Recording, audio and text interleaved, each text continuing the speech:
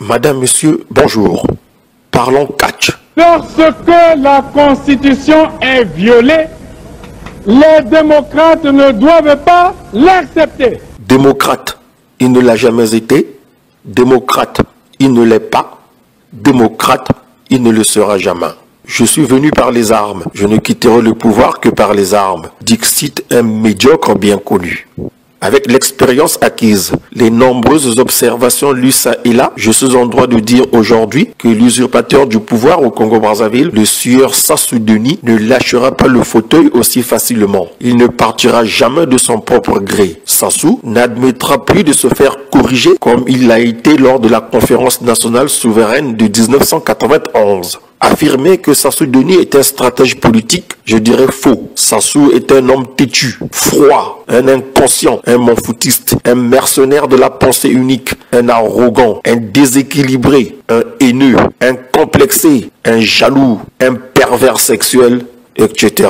Le pouvoir, il adore, mais il ne sait quoi en faire pour améliorer tant soit peu les conditions de vie de ses compatriotes. Il faut coûte que coûte le dégager celui-là si nous voulons sauver le peu du Congo qui reste. Le général Jean-Marie Michel Mokoko, accusé d'atteinte à la sûreté de l'État par ce même rigolo de Sassou Denis qui se croit tout permis. Et si l'opposition congolaise réelle s'organisait pour faire un coup d'État en bonne et due forme? Sassou l'a bien fait en 1997 pour revenir aux affaires, alors que nous étions en pleine phase démocratique. Pourquoi ne pas le faire pour stopper une tyrannie? Plus est, ce Sassou a bénéficié de l'assistance de la France par le truchement de son ami et complice Jacques Chirac. Cela est un secret de polichinelle.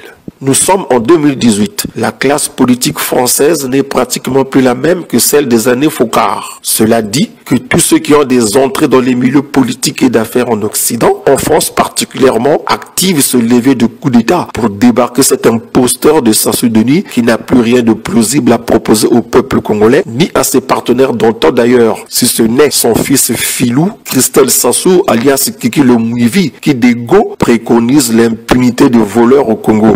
Quelle malédiction! Au fait, dans cette armée congolaise truffée de généraux à plusieurs étoiles, de colonels, de ces officiers qui se vantent d'avoir fait l'école de guerre, d'autres qui disent être des commandos, des tireurs d'élite, etc.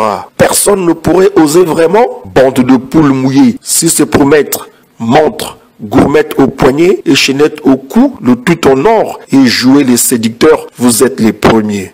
Sia, peuple congolais civilisé, moi je suis fatigué de parler, quand bien même cela relève de mon domaine de prédilection, n'a bâillé, car personne ne bouge. Salut. À la Révolution et au Parti congolais du travail, je m'engage, en me guidant les principes marxistes, à défendre les statuts et la Constitution, à consacrer toutes mes forces au triomphs des idéaux prolétariens du peuple congolais, dans le travail, la démocratie et la paix.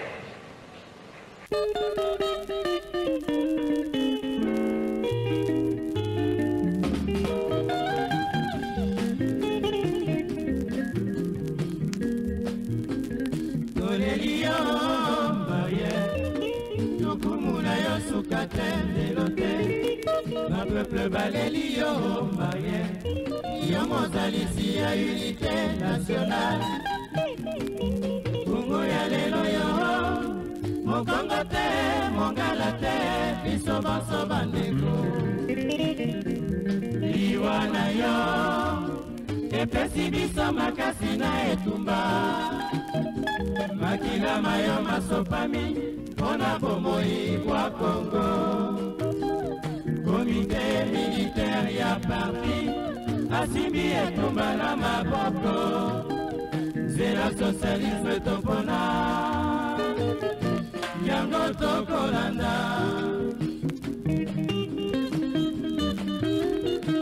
Oh Marielle, apôtre de la paix et de l'unité nationale.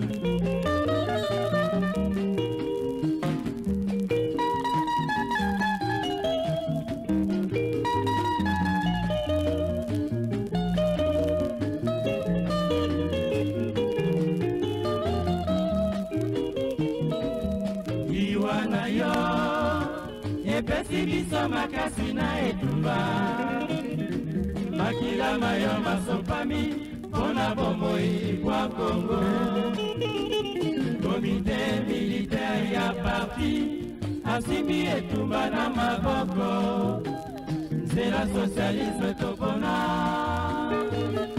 yango tokolanda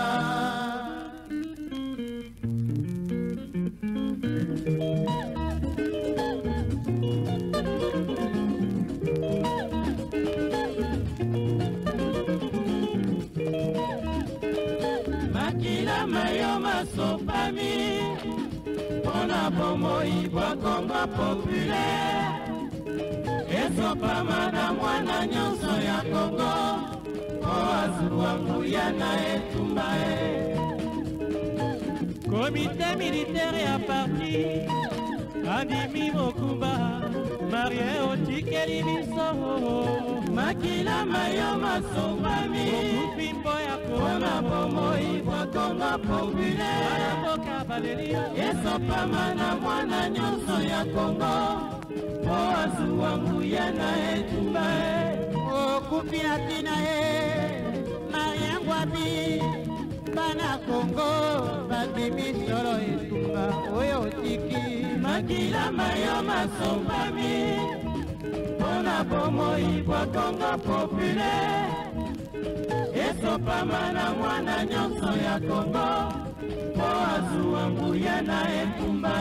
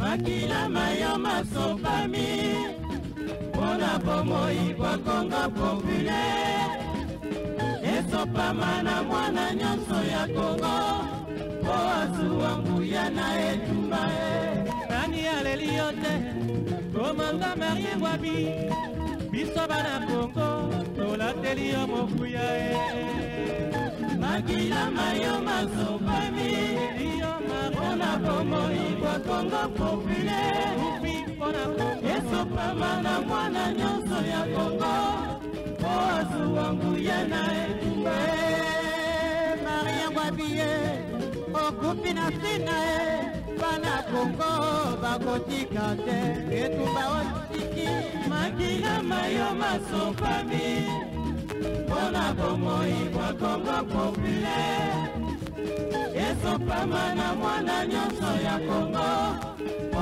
azuwa nguya na etumba